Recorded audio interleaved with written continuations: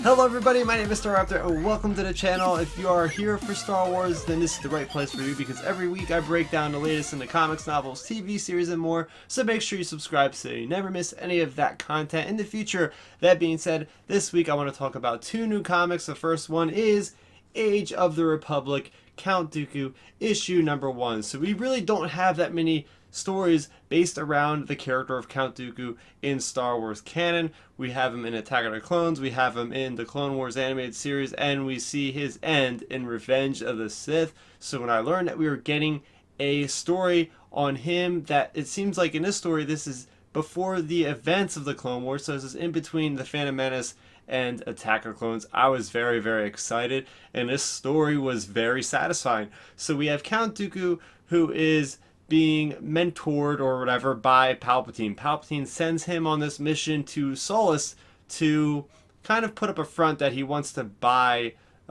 some kind of agreement with the people of Sollust for their factories. But he's also there for another reason entirely. So while he's there, he does run across this feline Jedi called Jazkin. And he's not supposed to be there. Jedi was not part of the plan. They did not realize he was going to be there. So Dooku decides to kind of pal around with this guy and see what's going on. They do realize that there's an underworld entity that this Jedi is here to quell. This is before the Republic has an army, so we get to see what the Jedi are doing in their day-to-day lives to mediate things, to, kind of deal out in defense of the innocents, and that's what he's there for. We then realize that by the end of this issue, Count Dooku ends up betraying this guy and kills all these, most of these gang members, and ends up confronting the leader and giving him kind of a play to join in his alliance for the future. So we see that Sidious is kind of building up his power of the criminal underworld, which is definitely interesting as we go into the future with the Separatists and past that point with the Empire. So breaking down what I liked about this issue, because there was quite a bit. So first off, I like seeing Sollust before the Empire. So if you've played Battlefront, if you've read the Battlefront Twilight Company book, which I feel like not enough people have, by Alexander Freed, who is writing the upcoming Alphabet Squadron, you'll find out that the planet of Sollust is a very big part in the machine, the military machine for the Empire. They create a lot of things like AT-ATs and AT-STs. They got the sub factories there. So all the way back in this time, we already see the roots of what the Emperor plans on, or what at this point Palpatine plans on using this so far in the future to get his foothold with Sollust.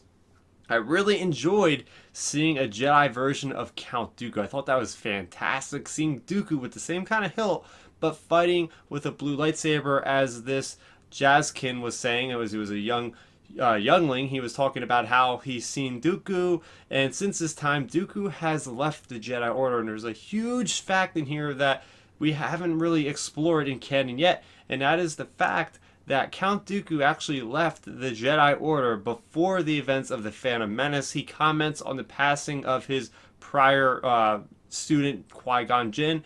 He reflects on him as if he was there during the Jedi Order when he fell. Would things have been any different? Would he have been able to save him? So that to me was something I didn't expect to him dwell on his prior apprentice of Qui-Gon Jinn. He even goes as far as even contemplating getting another apprentice. As we know, at this time, he is so far back in the timeline that I don't think he's even discovered Asajj Ventress, who would become his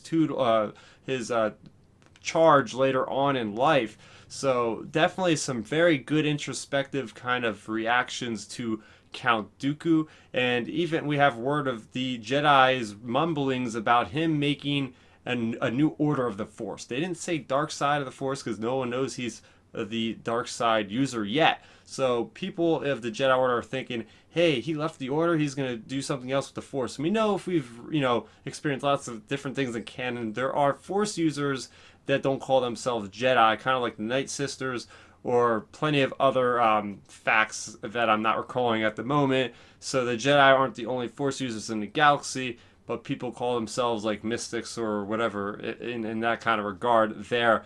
And just looking at how badass Count Dooku is towards the end of this issue, when he confronts these gang members, this crime syndicate.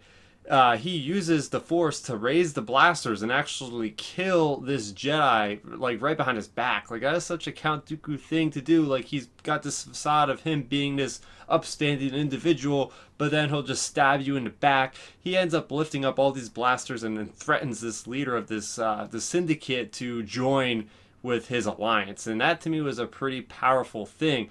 The only thing I didn't really like about this issue is just the art design of this character of Jazkin. Literally, it was just like a humanoid tiger. I mean, there was nothing else different than that. We've seen kind of feline type characters before in Star Wars, but this one was just too close to home for me. Just kind of felt like it wasn't Star Warsy enough. So yeah, but other than that, this was an excellent story, and I just love how we are kind of building up on what we know about these prequel characters and adding other layers to them. So the next one we have to look forward to is Padme, and then the final one for the prequels will be General Grievous, both coming out next month in March.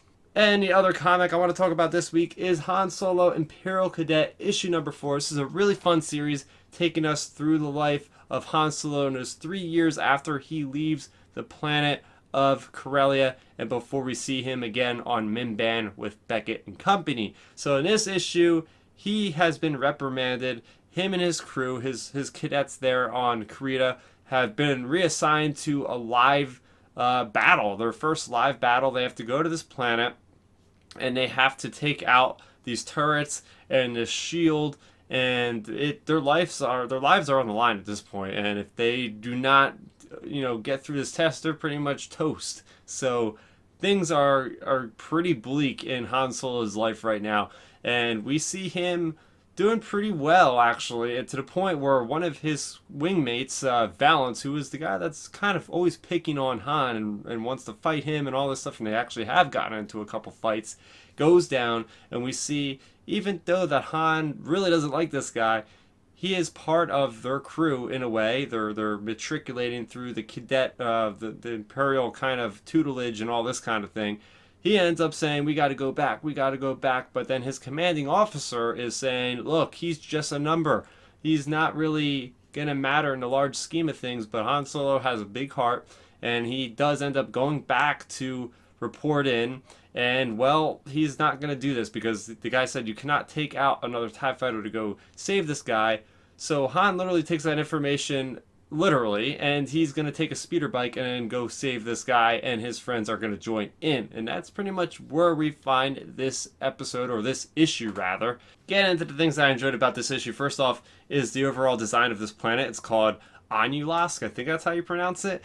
But the ship design, as well as the design of the actual species on this planet, looked really awesome.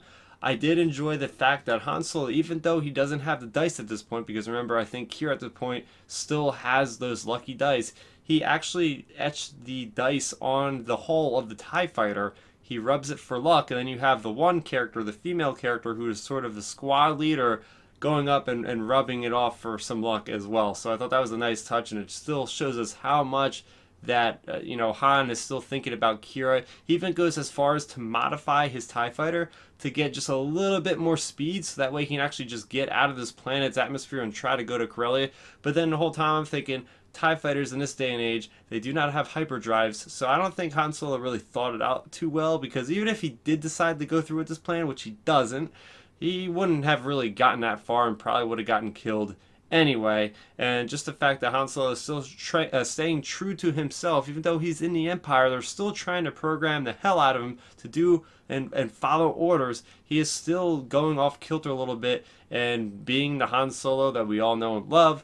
I do love that last closing shot of Han Solo and company on speeder bikes in full TIE fighter pilot gear. It just looks awesome, and I've just been a big fan of the TIE fighter gear, especially after playing Battlefront 2 and having Inferno Squad with those cool red accented armor pieces on the TIE fighter gear. So really cool there. I will say the artwork does hold it back for me just a little bit.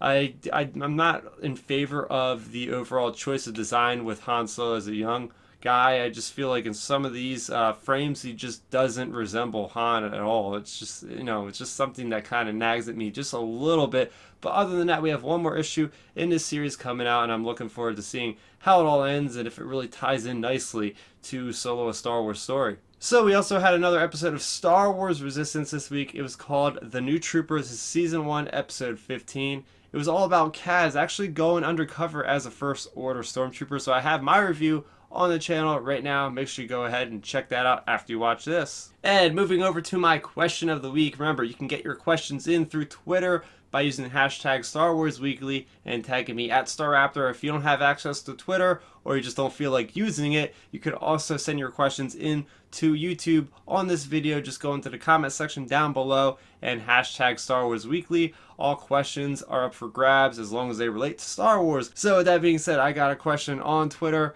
from Robin McCormick. He asked me, if you are a Jedi who survived Order 66, where would you go?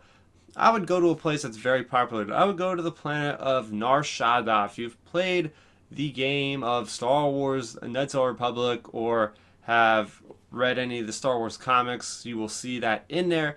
It is a world that is controlled, I think, pretty much by the Hutts. So you're not going to have the Empire anywhere near that place, or at least they shouldn't be. And you're going to kind of hide in plain sight because there's so many people that, travel through this place. It's basically like the red light district of Coruscant on an entire planet. There's lots of gambling, lots of illicit things going on. So yeah, you're not going to have a lot of your authority figures in this particular area of the galaxy. So I think, to me, Nar Shaddaa would be a good place to go. You could have a lot of mysterious contacts there, and there's lots of fun to be had as long as, going to casino, gambling as a Jedi, what Qui-Gon Jinn did with the chance cube at the pod races in Episode 1. You could be playing that trick, making it big, millions of credits. It would be a darn good time, and I think it would be a pretty easy place to live for the most part. No one's really going to be on your case all that much, and yeah, I think that Nar Shaddaa would probably be my go-to place if I was, alive during Order 66. So great question there. Make sure you guys get your questions in because I love answering these questions. I love interacting with you guys. It's been a great experience so far. So next week you guys can look forward to the Solo adaptation, issue number 5, as well as Star Wars Adventures issue number 18. So what did you think of this week's comics? What Age of the Republic comic have you enjoyed the most so far? Let's talk about it all in that comment section below. Also, if you're new to the channel, welcome. I have plenty of other Star Wars content that I release on a frequent basis, including my review of the upcoming game Anthem as well as Division 2. They both had betas. I also talk a lot about Apex Legends. I'm hooked on that game right now. So if you like video games, there's been a lot of content that I've been dropping recently. So make sure you check that out. And if you haven't already, please do subscribe to the channel because it does help me out tremendously and you guys will never miss another video. My name is Starrapter. Thank you so much for watching and may the Force be with you always. Thanks for checking out the video. Please hit that thumbs up symbol. It helps me know that I'm making content that you guys enjoy. And if you enjoyed this video, I also include 2 videos down below you guys should check out. And please consider subscribing to this channel. It helps support me and it notifies you guys of when I get new videos up on the channel. You can also contact me on Twitter, Facebook, and Instagram at Starrapter.